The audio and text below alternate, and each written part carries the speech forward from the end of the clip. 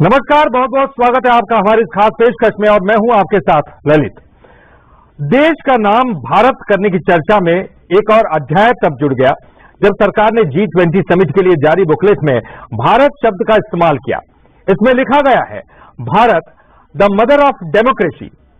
तो इसी बीच कयास यह है कि केंद्र सरकार ऐसा कोई प्रस्ताव विशेष सत्र में ला सकती है। ऐसा अगर होता है तो संविधान के अनुच्छेद 1 में संशोधन करना होगा। इस प्रक्रिया में कम से कम 3 दिनों का वक्त लग सकता है। एक दिन तो लोकसभा और राज्यसभा में विधेयक पास कराने में जाएगा और एक दिन राष्ट्रपति के हस्ताक्षर में। हालांकि कैबिनेट सचिव नोटिफिकेशन जारी कर राज्यों को निर्देश दे सकते हैं कि सरकारी काम में भारत का इस्तेमाल करे, यानी कि भारत शब्द का इस्तेमाल सरकारी काम में करे। ये कैबिनेट सचिव नोटिफिकेशन जारी करके राज्यों को निर्देश दे सकते हैं। लेकिन इसमें एक प्रॉब्लम है और परेशानी है कि इसे सुप्रीम कोर्ट में चुनौती दी जा सकती है और इसीलिए अगर देखा जाए तो दोनों ही तरह की प्रक्रिया को तो संविधान संशोधन ही उचित प्रक्रिया मानी जा सकती है। तो सरकार संविधान संशोधन की तरफ जाना चाहेगी।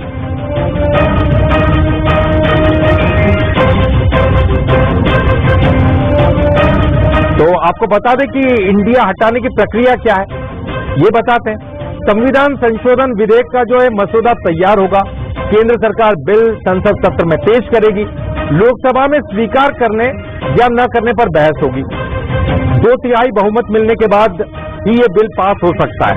तो लोकसभा में तो काफी बहुमत है, राज्यसभा में भी यही प्रक्रिया दोहरानी पड़ेगी और राष्ट्रपति बिल पर हस्ताक्षर कर फिर इसे स्वीकृत करेंगे।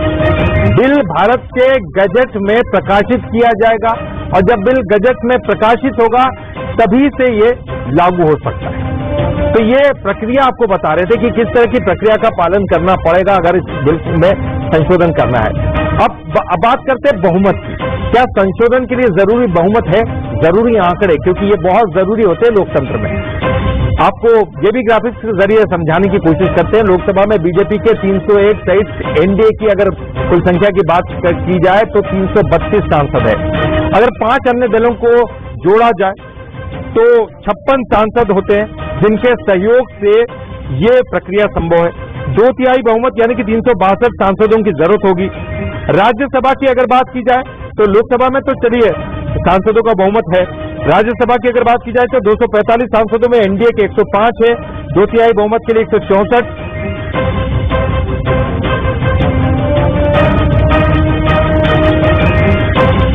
तो ये एक बड़ी प्रक्रिया है और इस प्रक्रिया में सबसे बड़ी बात और अहम बात है कि अगर इस प्रक्रिया में अगर जाते हैं दूसरी वाली प्रक्रिया के तहत, यानी कि बिल को संशोधन के लिए राज्यसभा और लोकसभा में पास करवाने के लिए जाते हैं, तो माथापच्ची यह है कि लोकसभा में पास हो जाएगा लेकिन राज्यसभा में मुश्किल से पास हो सकता है। इस पर हम चर्चा करेंगे और चर्चा के लिए हमारे साथ जो मेहमान मौजूद हैं उनसे परिचय करा दें। नितिन भंसाली जी हमारे साथ जुड़े हुए हैं और प्रवक्ता हैं कांग्रेस के। ब्रिज गोपाल लोया है, बीजेपी के प्रवक्ता है और सुशील त्रिवेदी जी भी है हमारे साथ, पूर्व चुनाव आयुक्त है। तो इनसे समझने की कोशिश करेंगे और हमारे साथ हमारे न्यूज हेड शरद द्विवेदी जी भी है। तो शरद जी, सबसे पहले आप ही के पास आता हूं। एक बड़ी प्रक्रिया है, लंबी प्रक्रिया है, हालांकि एक महत्वपूर्ण विषय है इस सरकार के लिए। इंडिया शब्द को हटाना है, भारत शब्द को लाना है, लेकिन प्रक्रिया का पालन भी करना है। और अगर दूसरी प्रक्रिया के तहत जाते हैं और उस प्रक्रिया के तहत लोकसभा और राज्यसभा में जाया जाता है तो लोकसभा में तो बहुमत दिखाई दे रहा है लेकिन राज्यसभा में परेशानी का सामना करना पड़ सकता है। क्या किस तरह से देख रहे हैं आप? देखिए, पहले तो ये समझना जरूरी है ललित जी कि इस पूरी कवायद का अर्थ क्या है और क्या किस सोच विचार की दृष्टि से ये, क्योंकि अभी ये आएगा 18 से 22 सितंबर में नहीं आएगा, ये सारी चीजें अभी अटकलों के दायरे में है। हाँ, एक सच्चाई ये है, जैसा अभी हमने भी बताया, आपने भी बताया कि Bharat the mother of democracy, ये जो G20 की मीटिंग है बुधवार में, ये स्लोगन जो था ये बहुत चर्चा में रहा कि Bharat the mother of democracy. ये बात से स्पष्ट है कि केंद्र सरकार की मंशा प्रतीत होती है कि भारत शब्द का प्रयोग इंडिया की जगह किया जाए। अब फिर वही सवाल कि क्यों किया जाए? भाई, आजादी के 75 वर्षों तक इंडिया शब्द चलता रहा। एनडीए जो बीजेपी जिसका नेतृत्व करती है उसको भी सत्ता में 9.5 वर्ष हो गए हैं। तो ये बात 9.5 वर्षों में उठी क्यों? देखिए, इसके पीछे अगर हम अनुमान लगाएं तो ये एक ऐसा मुद्दा है जो खासतौर से देश के एक बड़े भूभाग को छूता है, ऐसा बीजेपी मानती है। खासतौर से उस उत्तर भारत की पट्टी में, हिंदी भाषी राज्यों की पट्टी में, जहां भारत शब्द बहुत प्रचलन में है इंडिया के बजाय। हालांकि आज भी अगर हम बात करें तो हमारी टीम, कोई ये नहीं कहता भारत की क्रिकेट टीम, इंडिया की टीम, इंडियन टीम, हमारी इंडिया की टीम, इंडिया जीतेगा। इंडिया एक प्रचलित शब्द है, लेकिन इस पर एक डिबेट कराने की मंशा बीजेपी की दिखती है, क्योंकि जैसा आप भी बता रहे थे और जो आंकड़ों का गणित कहता है कि लोकसभा में भी बहुमत के लिए आपको कम से कम 30 से अधिक दूसरे दलों के सांसदों की जरूरत पड़ेगी, और यही स्थिति राज्यसभा में, जहां काफी कठिन है आपको बहुमत हासिल करना, क्योंकि आपका संख्या बल लोकसभा में तो फिर भी ठीक है, आप 330 का आंकड़ा अपने सहयोगी दलों के साथ पार कर जाते हैं और 30-35 की अपेक्षा आप दूसरे दलों से करते हैं, लेकिन राज्यसभा में ये गणित उलझता है। लेकिन जिस तरह से हम चीजें देख रहे हैं कि कोई आवश्यक नहीं है कि अगर ये संविधान संशोधन न हो पाए तो भी इस प्रक्रिया को कैबिनेट सचिव की अधिसूचना के माध्यम से पूरे देश में लागू करने की तरफ बढ़ा जा सकता है कि जहां जहां इंडिया शब्द है वहां वहां आप भारत कर लीजिए। तो ये प्रक्रिया, अब इसका फायदा क्या होगा कि एक ध्रुवीकरण हो सकता है इस मसले पर। जो दल विरोध करेंगे, अगर ये लाया जाता है लोकसभा और राज्यसभा में, तो वो बीजेपी ऐसा मानती है कि वो एक्सपोज होंगे और ये कहा जाएगा कि ये अंग्रेजी कल्चर या ब्रिटिश कल्चर के समर्थक हैं, ये इंडिया ही नाम चाहते हैं, ये क्यों इंडिया नाम के पीछे पड़े हैं, और भारत समर्थक और इंडिया समर्थक के बीच में एक पोलराइजेशन हो जाएगा। और इस पोलराइजेशन को लेकर शायद आप कह सकते हैं कि जो राजनीतिक समीक्षक भी मानते हैं कि ये ध्रुवीकरण लोकसभा चुनाव का एक मुद्दा भी हो सकता है, और बीजेपी को इससे क्या फायदा मिल सकता है ये तो नतीजे बताएंगे। तो ये पूरी इस कवायद का हिस्सा दिखता है, क्योंकि लोकसभा और राज्यसभा दोनों का गणित बहुत साफ नहीं है बीजेपी के लिए। लोकसभा में तो हो सकता है, लेकिन राज्यसभा में तो इसका अटकना निश्चित माना जा रहा है। जी चलिए, हम इस पर ज्यादा जानकारी लेंगे। सुशील त्रिवेदी जी हमारे साथ पूर्व चुनाव आयुक्त भी जुड़ गए हैं। सुशील जी, एक प्रक्रिया बड़ी लंबी और पेचीदा भी है, लेकिन क्या इंडिया इतने लंबे समय तक रहा है, इसको बदलना क्या संवैधानिक रूप से सही है? अगर बदला जाता है तो क्या क्या प्रक्रिया आपके हिसाब से हो सकती है? सुशील जी, आप सुन पा रहे? चलिए, सुशील त्रिवेदी जी हमारे साथ जुड़ेंगे, उनसे हम चर्चा करेंगे। इस वक्त हमारे साथ नहीं, ब्रिजगोपाल लोया जी के पास मैं जाना चाहूंगा, बीजेपी के प्रवक्ता है। ब्रिजगोपाल जी, आखिर बीजेपी को ये आवश्यकता क्यों आन पड़ी है? क्योंकि अभी चुनाव नजदीक है, ऐसे तमाम लोग राजनीतिक आरोप भी लगाते हैं, लेकिन हम इस राजनीति में नहीं जाना चाहेंगे। सबसे बड़ी बात यह है कि जैसे कि शरद जी भी कह रहे थे कि इंडिया शब्द इतने लंबे समय से चल रहा था, आखिर अचानक ऐसी क्यों जरूरत आन पड़ी कि इंडिया को हटाना है? और अगर हटाना है तो आप किस तरह से देखते हैं, क्योंकि हटाने के लिए आपके पास संख्या बल नहीं है पर्याप्त? ललित जी, सबसे पहले तो मैं आपके माध्यम से मध्य प्रदेश वासियों को, देशवासियों को श्री कृष्ण जन्माष्टमी की बधाई दूंगा, शुभकामनाएं दूंगा। आपको भी सर। दूसरी, जो आपने महत्वपूर्ण विषय उठाया है कि हम करने जा रहे हैं, करने नहीं जा रहे हैं, किया हुआ है। भारत इट्स इंडिया, ये संविधान कहता है। संविधान का अनुच्छेद 1 कहता है कि भारत अर्थात इंडिया। तो भारत को हमें करना नहीं है, भारत किया हुआ है। हम बचपन से जब हमारे पंडित जी वो इस तरह है लोया जी, इंडिया दैट इज भारत जी। तो जो हमारे पंडित जी भी हमें संकल्प कराते थे, वो साथ में यही बोलते थे, जम्बू द्वीपे भरत खंडे। तो हम तो भारतीय हैं, भारत हमारी परंपरा है। और एक बात और कहूं आपसे, डॉक्टर भीमराव अंबेडकर जी ने जो संविधान सभा में प्रस्तुत किया था, वो भी भारत गणराज्य के समर्थन में किया था। उसमें हरि विष्णु कामत जी, सेठ गोविंदास जी का समर्थन उन्हें हासिल था।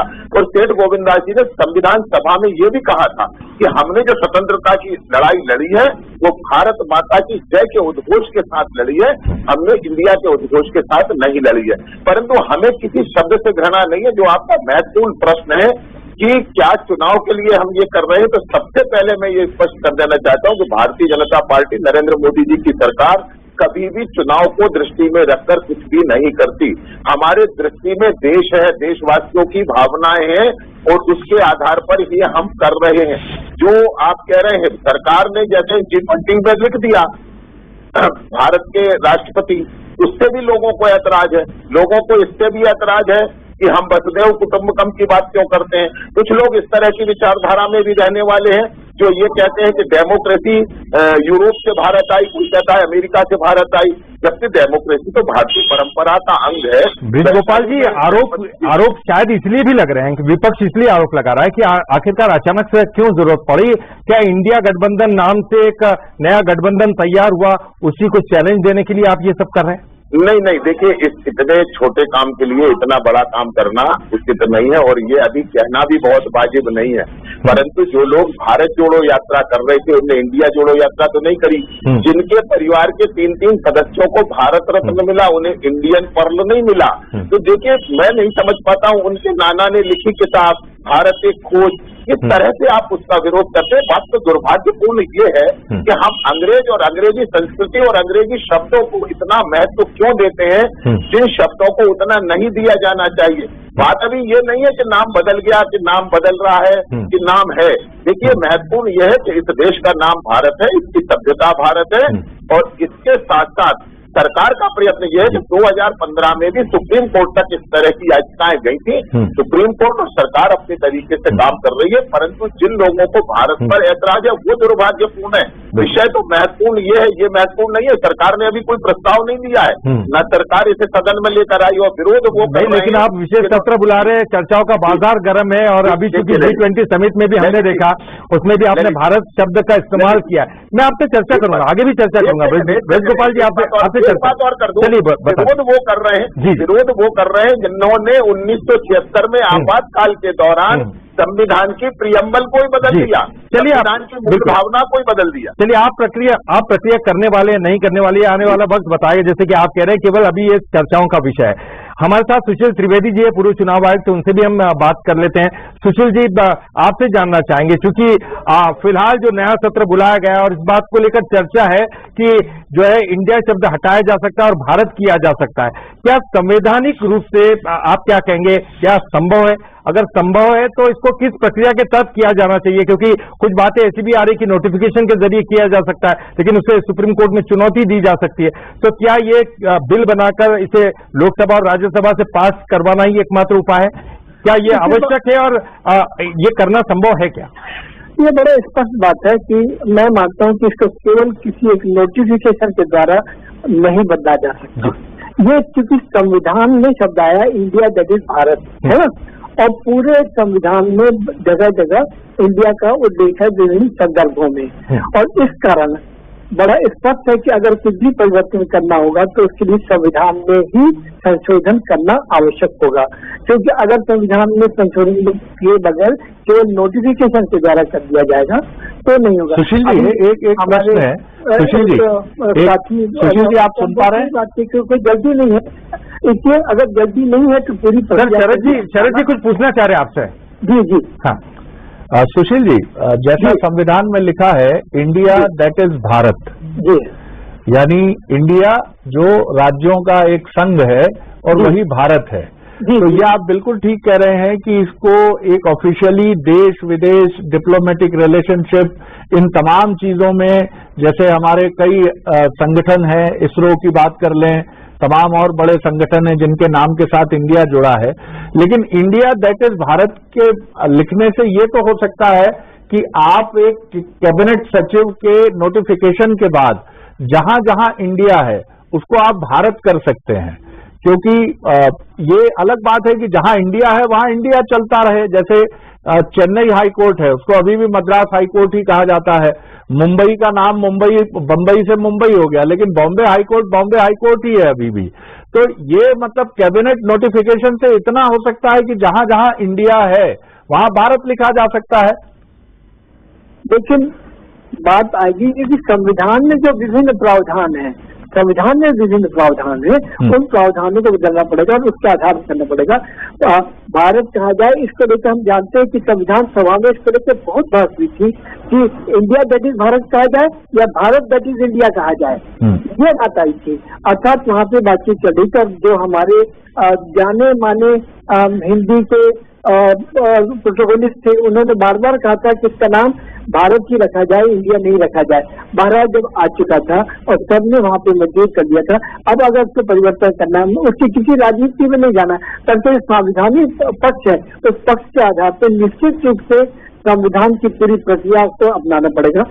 और मेरा और मानना है कि मेरे ख्याल से भाजपा कोई बहुत जल्दी नहीं होगी, क्योंकि बहुत सारे और बातें अभी जब हमारा संसद का अधिवेशन होगा तो वो किस रूप में इसको लेकर आ रहे हैं, देखना पड़ेगा कि क्या वो केवल संस्थाओं का नाम बदलना चाहते हैं या भारत के जितनी पूरी प्रक्रियागत है कि प्रेसिडेंट ऑफ इंडिया को बदलना है, क्योंकि संविधान में लिखा है प्रेसिडेंट ऑफ इंडिया, संविधान में लिखा हुआ है सारी बातें chief justice of India CJI, इन सब जगह अगर पूरा बदलना है तो बदलने के लिए केवल नोटिफिकेशन से बाहर चीजों से होगा। आपने बहुत सही कहा जी कि संस्थाओं का नाम बदलना तो एक नोटिफिकेशन हो सकता है, पर संविधानिक जो संस्थाएं हैं, जो संवैधानिक प्रक्रियाएं हैं, उन प्रक्रियाओं में भारत इसलिए सवाल आता है, हम ये भी मानते हैं संविधानिक परिवर्तन आवश्यक होगा और उसके लिए जो निर्धारित प्रक्रिया है, संविधान में जो प्रक्रिया दी गई उसको अपनाना। सुशील जी, इसलिए भी ये सवाल आता है क्योंकि जैसे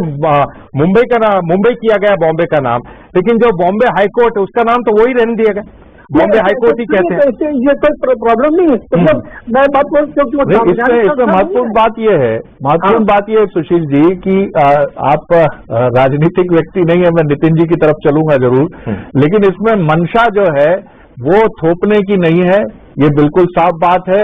इस पर भारतीय जनता पार्टी एक डिबेट चाहती है और देश के जो भी राज्य इससे असहमत है, एक अलग तरह की बहस इस पर छिड़ेगी।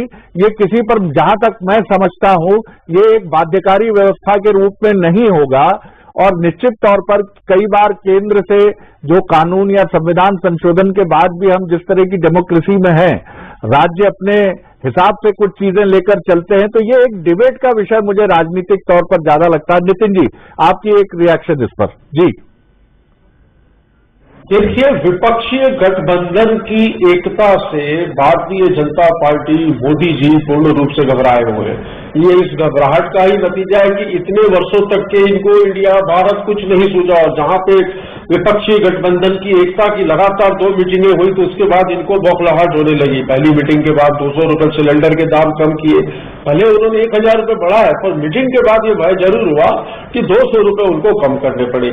New India, signing India, stand up India, startup India, बहुत सारे इंडिया की इन्होंने बात की, खेलो इंडिया, तो तब इनको कहीं ऐसा नहीं लगा कि ये खेलो भारत, साइनिंग भारत, स्टार्टअप भारत करना चाहिए, ये अभी ही क्यों लग रहा है। तो ये जो टाइमिंग है, इस टाइमिंग से ये साफ जाहिर होता है कि भारतीय जनता पार्टी के दिल और दिमाग में विपक्षी गठबंधन इंडिया का खौफ पूरी तरीके से छाया हुआ है।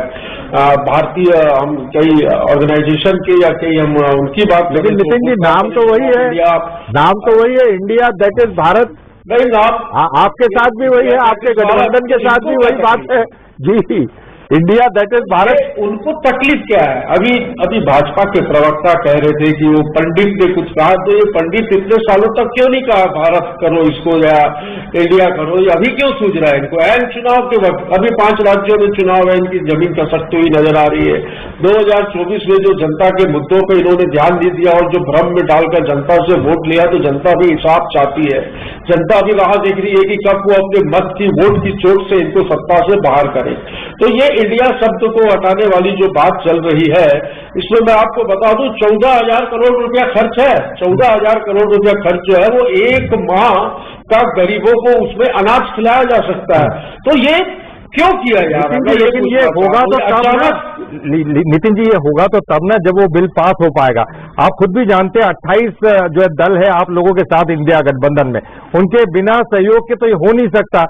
कुल मिलाकर राज्यसभा से पास होना इतना आसान नहीं है। तो ऐसे में ऐसा तो नहीं लग रहा आपको ट्रैप में फंसा रहे? वो एक डिबेट चाह के वो ट्रैप में फंसा रहे और आप फंस रहे? अभी क्या है भाई साहब, फंसने का सवाल नहीं है। इनका काम है जरूरी मुद्दों से ध्यान भटकाना। बड़ी खुशी होती है अगर संसद का 4 दिन का सत्र जो है, संसद का 4 दिन का सत्र जो है बेरोजगारी और महंगाई पे बुलाया जाता, संसद का 4 दिन का सत्र मणिपुर की हिंसा पे बुलाया जाता। क्यों कोविड के समय, कोरोना के समय जब विश्वव्यापी ये जो एक महामारी थी, इस समय क्यों संसद का सत्र नहीं बुलाया गया और अभी क्यों बुलाया जा रहा है? साथ ही अभी तक के संसद के सत्र की नोटिफिकेशन जारी होने के बाद अभी तक के ये क्लियर नहीं है कि ये सत्र क्यों बुलवाया जा रहा है। नहीं, हम वो जानेंगे, आप जो हम जानेंगे ब्रजगोपाल जी से, लेकिन उसके पहले तो राजनीतिक दलों के लिए सबसे पहले जरूरी नहीं, मैं वो बात करूंगा, मैं वो सवाल पूछूंगा ब्रजगोपाल जी से, लेकिन उसके पहले आरएसएस प्रमुख मोहन भागवत अखंड भारत के विषय में क्या कहते हैं वो सुन लेते हैं। ये बताता हूं कि आप अगर उसको करने जाएंगे तो आपके बूढ़े होने के पहले से आपको दिखेगा, क्योंकि अब परिस्थितियां ऐसी करवट ले रही, जो भारत से अलग हुए उनको लगता है कि वो गलती हो गई, हमको फिर से भारत होना चाहिए, लेकिन वो मानते हैं कि भारत होना यानी नक्शे की रेखाएं पोंछ डालना। ऐसा नहीं है, केवल उससे नहीं होगा। भारत होना यानी भारत के स्वभाव को स्वीकार करना। वो स्वभाव मंजूर नहीं था, इसलिए भारत का विखंडन हुआ है। वो स्वभाव जब आ जाएगा तब कुछ बदलना नहीं पड़ेगा, सारा भारत एक हो जाएगा। ब्रजगोपाल जी, आप सुन रहे हैं किस तरह की बातें उन्होंने कही है मोहन भागवत जी ने। वो साफ तौर पर कह रहे हैं भारत अंदर से बदल, मुझे कम समय दिया गया है, मुझे थोड़ा सा नितिन जी आपको बोल लेने दीजिए। नितिन जी बोल लीजिए। नितिन जी बोल लीजिए। ये मोहन भागवत कौन होते हैं? ये निर्देश देने वाले, ना तो वो सांसद है, ना तो वो कोई मंत्री है, ना कोई ऐसे संवैधानिक पद पर कौन होते हैं? मोहन भागवत भारत की बात कर रहे हैं। और ये सुनिए मोदी जी क्या कह रहे हैं। देश के लिए वोट करिए, और हम कहना चाहते हैं vote for India, vote for India. भाइयों बहनों, मैं बोलता हूं, आप पीछे बोलना, वोट फॉर इंडिया बोलेंगे। महंगाई से मुक्ति के लिए वोट फॉर इंडिया। ये मोदी वोट फॉर इंडिया और मोहन भागवत बोलते भारत, ये चल क्या रहा है भाई? क्या नौटंकी चल रही है ये देश में? ये जरूरी मुद्दों से मैंने जैसा कि कहा ध्यान भटकाने के लिए एक नाटक मोहन भागवत जी ने जो कहा है वो ये कह रहे हैं कि भारत को अंदर से आत्मसात करना पड़ेगा। वो तो यही कह रहे थे जो आपने सुना नहीं ढंग से। चलिए ब्रजगोपाल जी आप बताएं। नहीं, देखिए पहली बात तो साथी है जो खास विशेषता है, मोहन भागवत जी ने कितने गंभीरता पूर्वक ये कहा है कि केवल नक्शे पर लकीरें बना देने या मिटा देने से कोई अखंड भारत नहीं बनता है। उसके लिए भारतीय संस्कृति को भी आत्मसात करना पड़ेगा। और ये एक बहुत महत्वपूर्ण बात भी उन्होंने कही है कि जो लोग अलग हुए थे, जो लोग हमसे अलग हुए, गोपाल जी ये अभी क्यों नहीं, ये इस समय क्यों? मैं आपसे नहीं, आप इस चीज का स्पष्ट कहिए ना कि ये अभी क्यों? आपको 5 साल 10 साल पहले भी आपको सत्ता चलाने का अवसर मिला है, अभी भी 10 साल हो गए आपको सरकार चलाने होते जा रहे हैं। तो ये अभी भी क्यों परिवर्तन? इंडिया गठबंधन के बाद नितिन जी सुन लीजिए, नितिन जी सुन लीजिए, उनको सुन लेते हैं, फिर आपके पास पूरा अवसर रहेगा। जी, मैं बता देता हूं। आपने राम मंदिर के मामले में भी यही कहा था कि अभी क्यों? आपने 370 के मामले में कहा था अभी क्यों? हर मामले में अभी क्यों? ये लटकाने वाली सरकारें जा चुकी, उनका समय लग चुका। ये गांधी नेहरू परिवार की नहीं है जो समस्याओं को आगे बढ़ाएंगे। ये नरेंद्र मोदी जी के नेतृत्व की भारतीय जनता पार्टी की सरकार है जो डिसीजन मेकिंग गवर्नमेंट के नाम से जानी जाती है। हम मामलों को न तो लंबित करते न उनको लटकाते। और मैं आपसे फिर कह रहा हूं, जबकि अभी ये तय नहीं हुआ है कि सदन में ये बिल आएगा, ये तय नहीं हुआ है, परंतु आप याद करिएगा कि बिना चर्चा के, बिना सदन में बिल आए, आर्टिकल 35A संविधान में जोड़ दिया गया, बिना सदन में आए आपने 356 का दुरुपयोग किया। आपने हमेशा संविधान का दुरुपयोग किया, आज संविधान की दुहाई देते हैं। तीसरी और ये सबसे महत्वपूर्ण बात है, प्रश्न तो ये है कि जवाब आपको ये देना है कि क्या आपकी इससे असहमति है या सहमति है। आप बातें तो बहुत सारी कर सकते हैं, परंतु वास्तव में आप भी अपना निर्णय बताइए। और एक बात और, अभी आप कह रहे थे कि INDIA जो आपका बना है उससे हमें घबराहट है। उससे हमें क्या घबराहट होगी? 1 सीट वाली आम आदमी पार्टी, 0 सीट वाली आरजेडी, वो यदि आपको प्रधानमंत्री वहाँ INDIA में हो क्या रहा है, आप ये तो देख ले, वहाँ कोई चिकन बनाना सिखा रहा है, कोई मटन बनाना सिखा रहा है, कोई सलाह दे रहा है कि राहुल गांधी की शादी कर ले, वहाँ देश के मुद्दों पर कहीं चर्चा नहीं हो रही। जरा गंभीरता से समझ लीजिए। देश के मुद्दों पर आप चर्चा करिए ना, हम तो देश के मुद्दों पर ही है। 4,500 किलोमीटर की पदयात्रा के बारे में क्यों नहीं बोल रहे कि राहुल गांधी जी 1 to 1 हुए प्रदेश की देश की जनता से मिले, उन्होंने वहाँ की तकलीफों को समझा जाना कहाँ थे, लोग आपसे INDIA में है, उनसे ना तो हमें डर है ना भय है, क्योंकि वो तो अकेले खड़े हैं, बिना किसी विचारधारा के खड़े हैं। ये वही लोग हैं जो आपको हटाने के लिए एकत्रित हुए थे। बिल्कुल वेणुगोपाल जी, बिल्कुल आप जो कह रहे हैं, एकत्रित हुए तानाशाही के खिलाफ, इस तानाशाह सरकार को उखाड़ने के खिलाफ एकत्रित हुए हैं। मैं आखिरी कमेंट आपको संविधान को सस्पेंड करने वाले लोग हमें तानाशाह आपके लिए पूरा तो खिलवाड़ कर दिया। शरद जी एक आखिरी कमेंट आप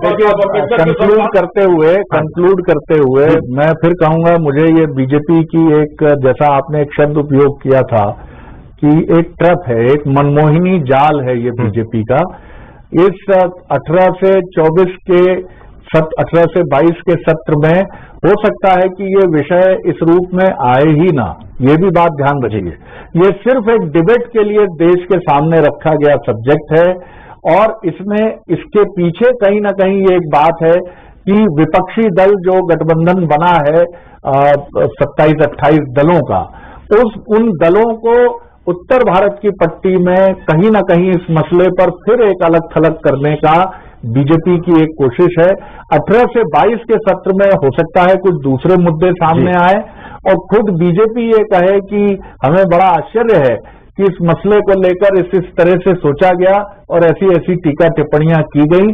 तो अभी भी मैं इस बात पर, मुझे लगता है कि ये बहुत संभावना मुझे दिखती है कि 18 से 22 के सत्र में इस तरह का कोई विधेयक संभावित प्रतीत मुझे नहीं होता है। ऐसा लगता है, राजनीति में कुछ भी असंभव नहीं है, आ भी सकता है, लेकिन ये किसी बाध्यकारी रूप में या देश पर इस दृष्टि से इसको करके गुजरना है, ऐसा मुझे नहीं लगता। बिल्कुल आप सही कह रहे हैं शरद जी, क्योंकि जैसे कि हम लगातार कह रहे हैं, कहीं ये मोदी की गुगली तो नहीं है कि डिबेट में खींचने के लिए ये ट्रैप तो नहीं बिछाया है, और शायद कांग्रेस भी उसी ट्रैप में खींचती भी नजर आ रही है। हो सकता है कि आने वाले दिनों में जब ये विषय सत्र आए और कुछ विषय हो उसमें, और आने वाले समय में चर्चाओं का बाजार भी गर्म हो किसी दूसरे विषय पर। बहुत बहुत शुक्रिया करेंगे आपका तीनों का ही, ब्रजगोपाल राय जी आपका भी बहुत बहुत शुक्रिया, सुशील त्रिवेदी जी भी हमारे साथ पूर्व चुनाव आयुक्त जुड़े थे, उनका भी बहुत बहुत शुक्रिया, नितिन बंसल जी आपका भी बहुत बहुत शुक्रिया, और हमारे साथ न्यूज हेड शरद द्विवेदी जी जुड़े थे, उनका भी बहुत बहुत शुक्रिया। तो हमारी खास पेशकश इंडिया वर्सेस भारत, इंडिया पर महाभारत, फिलहाल इतना ही। बंसल न्यूज पर खबरों का सिलसिला लगातार जारी है।